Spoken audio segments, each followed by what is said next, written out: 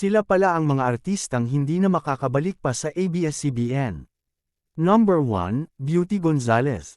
12 years naging kapamilya si Beauty at nagsimula siya sa Pinoy Big Brother Teen Edition Plus, kung saan nanalo siyang 4th big placer. Sinabi ni Beauty na may connection pa rin siya hanggang ngayon sa ABS-CBN.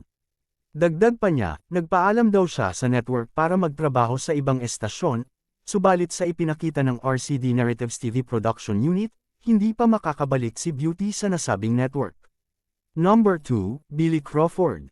Isa si Billy sa nagpahayag ng suporta sa ABS-CBN, ngunit nagpasya siyang lisanin ang kanyang pangalawang tahanan dahil kailangan nitong buhayin ang kanyang pamilya.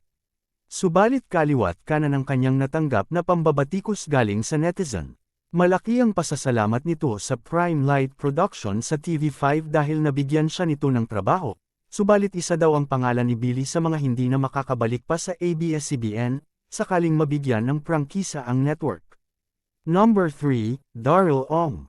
Matatandaan noong panahon na nagsara ang ABS-CBN, isa si Daryl Ong sa nagbigay ng komento, patungkol sa usapin sa signature campaign na naglalayong suportahan ang pagpapatigil sa pagpapasara ng ABS-CBN, nagbitiw ng salita ang singer na hindi aabot ang nakatakdang petsa sa signature campaign na isinagawa para sa network. Kasunod nito kinausap si Daryl ng kanyang manager na hindi na siya makakabalik pa sa ABS-CBN.